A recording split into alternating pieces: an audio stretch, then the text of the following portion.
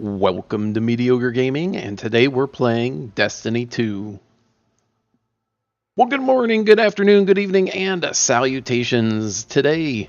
Alright, let's get to it. The Gambit preview was September 1st for 24 hours, and if you did not get a chance to do at least one match, if not several matches, I'm going to go through kind of what's going on, what to do, and hopefully a couple basic tips so that your team, or whether you're in a team or by yourself, that you'll have a better chance of winning. So Gambit is a 4v4 Crucible style map that is PvE oriented with some PvP elements in it. The map consists of a central area where the bank is, and then the peripheral area, which has enemies. Enemies spawn in 3 different areas. You always spawn in one area, so that gives you kind of a north, south, east, west, and then central is the bank. You have enemies go to one area at a time. There is a red marker on the map where the enemies currently are. Every enemy you kill drops at least one mote. Harder enemies drop multiple. The preview only had the Fallen and the Cabal, so you didn't have to worry about Vex or Taken or Hive, at least at this point. And once you get motes, at least one, and you can carry up to 15, you put it in the bank, and that counts towards your total. Once you get 75, then you can summon your Primeval. It's the final boss, and you take him out, and then you win. Easy enough. So if you're fighting the Fallen, the captains have arc shields, so make sure you have an arc weapon with you. I would say energy weapon, but you could use whatever. The Cabal, of course, have a solar shield, so make sure you have a solar weapon. You won't know until after the Drifter tosses the coin in the air and shows you which one you'll need to have, so you may need to switch in the middle, and if it's a special weapon that uses special ammo, then you won't start with any special ammo for that weapon. So just be aware of that. Now, on the chance that you do guess correctly, you obviously will if it is, a shotgun or a fusion rifle. If it's a primary, you'll still have ammo for it. Now, you start with 0 power ammo. There are 2 power ammo banks, if you want to call them, next to the mote bank, and they spawn every so often, every minute or two. So anyone can pick it up. It did seem like it was a little bit glitched. There were a couple times that I picked up the power ammo and didn't get any. So that may be an issue just with the preview, and hopefully it's not an ongoing thing. Now, the enemies can drop any type of ammo, primary or special or heavy ammo, so you can get ammo from enemies. And with the new armor rolls, you can find more special ammo or power ammo depending on what perks your armor has. Now, the AI enemies do hit very, very hard, and the further the match goes on, the harder they become. So the first round, they are basic. Second round, they're harder. Third round, they add some extra guys that are a little bit more difficult to kill, like the shield guys on the Cabal. So as you go along, it does get more difficult. Each round gets a little bit harder. So what I would recommend, if you're playing in a pre-made group, have one person either have one person dedicated as your PvP player, so they can have the right loadout for invading, and every time that portal comes up, they can go in and take them out. Otherwise, you have whoever has a super active or ready go through the portal, and then they can activate their super and take out as many guys as possible. When do you go through the portal? You want to go through that portal when the other team is holding a large amount of motes that have not been banked. So if you see that gray bar filling up and the red bar is a lot shorter, or there's a decent number in the gray versus the red, that is a good time to go over. If the bar is completely red or almost completely red, then it's probably not the best time to go over. It's not necessarily a bad time because you're going to be disrupting the other player's ability to get more motes because they have to deal with an invader. What do you do when you go over there? It's up to you and your playstyle. Either use your super, go hit them with a shotgun, sit somewhere and snipe them when they try to bank their motes, etc. So your playstyle will determine how you invade if you are the invader. Now, what about on your side?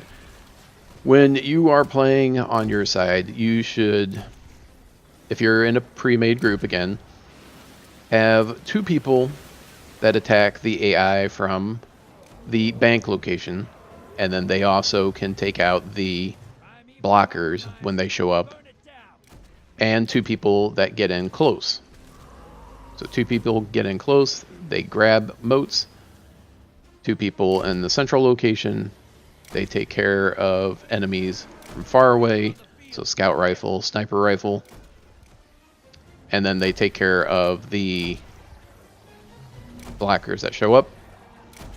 Once the people clear that first encounter and the enemies start spawning in a new location, there's usually 1 enemy left when the new spawn happens. What you'll do is you'll switch positions. So the people in the center go to the encounter with the AI. People with the motes come to the center. They bank the motes. Hopefully they can spawn blockers on the other side, where you have one person has 5, one person has 10, or one person has 15, whatever the case may be. It's better to send 1 larger blocker than 2 smaller blockers. But if you can send 3 small blockers, that's better than sending no blockers at all, or 1 small blocker. It's better to send 1 large blocker, which is a taken ogre, than 1 small blocker and 1 medium blocker. So it's really up to your strategy and how you go about it. Once you get 25 motes, that portal opens and you can invade. Same thing on the other side. You're always notified of invaders, so it's not like you don't know that they're there. You just don't know where.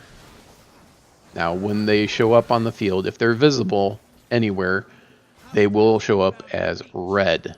So it'll be very, very easy to see where they're at. Now, they also show up on the radar as a red blip. If you're surrounded by other AI, then it's going to be hard to tell where they're at.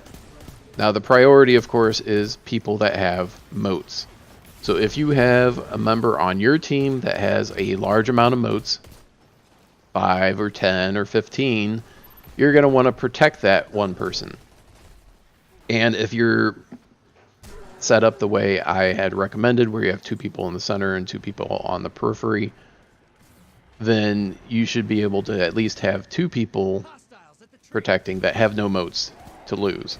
Now, once you get to 75 motes, you'll summon the final boss, and you have to take him out in order to win the match. Once that happens, the other team will have a portal that shows up every minute, and they can send someone over. If the invader kills one of your players, the primeval is healed for a percentage. So once the primeval is up, then you want to either burn him down as quickly as possible, or damage him enough, and then wait for an invader, and then take out the invader, and then focus on the primeval and take him out the rest of the way. If you're in a pre-made group, you don't necessarily want to bunch together. It will be easier to get headshots that way. If you spread out a little bit, kind of in an arc, where you're in the same general vicinity, but not right on top of each other, it'll make it a little bit easier so one person can duck out, gain health, and the other people can still tag them. When the focus changes, then you can kind of duck in and out and get shots on.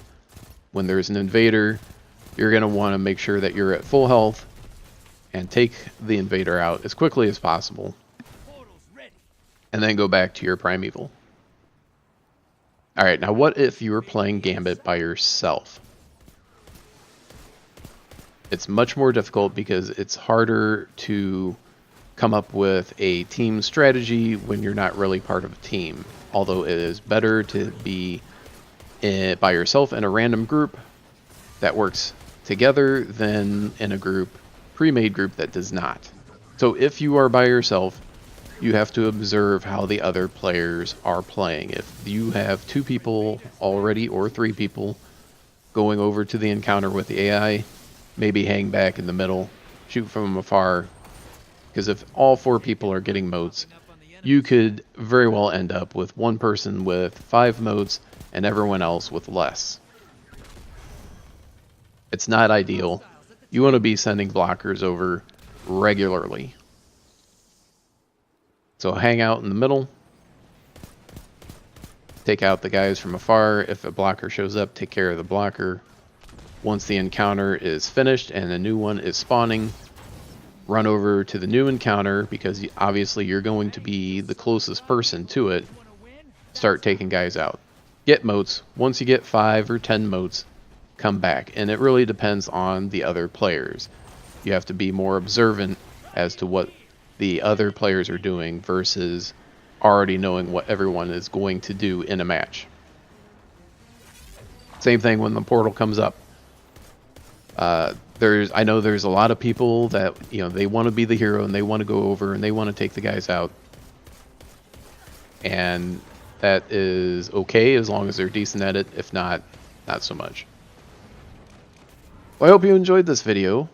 Make sure to ring the bell before you leave to be notified of all future episodes as soon as they go live. And thank you for liking, commenting, and subscribing. And we'll see you next time. Take it out.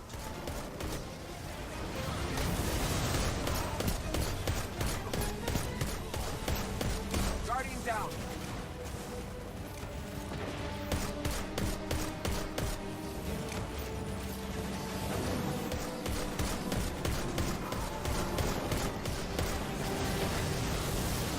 Guardian down.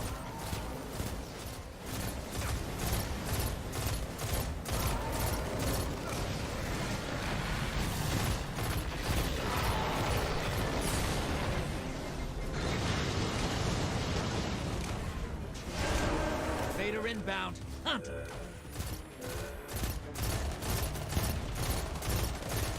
You made that look simple.